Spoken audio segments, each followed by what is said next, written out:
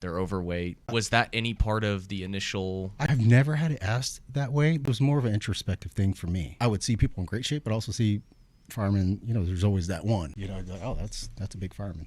For me, it was because I was personally going through that.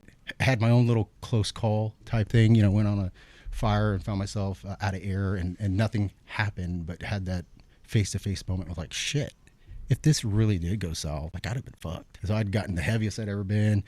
Had one of those points where it was like close call for me, and it was like that was really like my shock, my coming to, because I was like, I'm fat and out of shape. I haven't been playing rugby for a couple seasons, just kind of let myself go. I almost had this repeat of where I was in the medical office.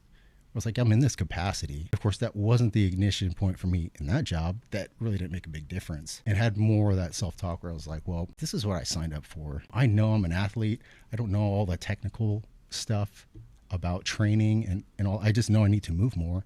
Let's start there. It's got to get me in a better spot than where I am now. That led me into the coaching part. I was like, let me get my ass in shape. Let me lose this weight. I know it's not impossible. People do it all the time. That's what led me to social media and like, all right, what do I do? I learned a lot going through that process. A lot of it didn't make sense for like what we do. I call it the 9 to 5 approach. There is a 9 to 5 approach that works really well and could be repeated with a lot of people. That's taking the stance that you're getting a full 8 hours of sleep. That's taking the stance that you're not dealing with elevated cortisol levels, and you've got this eating window and this stress spike that happens that just with the way the schedule's set up.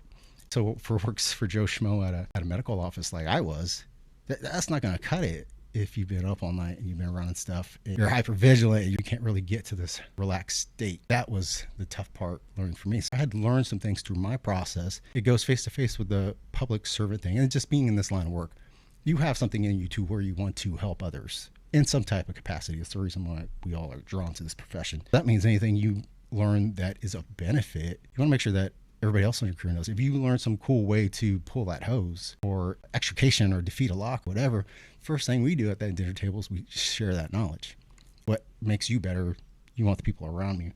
And that's what led me to the coaching thing. It's like, I learned some stuff, but why not just put it out there and hopefully it helps somebody. One guy, somebody in my crew, whatever. That makes it worth it for me. It wasn't about doing a lot of things I'm doing now, although it's helpful. I think the chance of having a bigger impact is really what led me into and keeps me still passionate about answering phone calls for my kids. And so initially you wanted self-accountability, personal accountability, rather than you saw a community problem that you needed to fix. It was more so fix yourself. And then I assume at some point then you developed this mindset of, well, I need to help this person because I can see the path they're going down since I just went down it.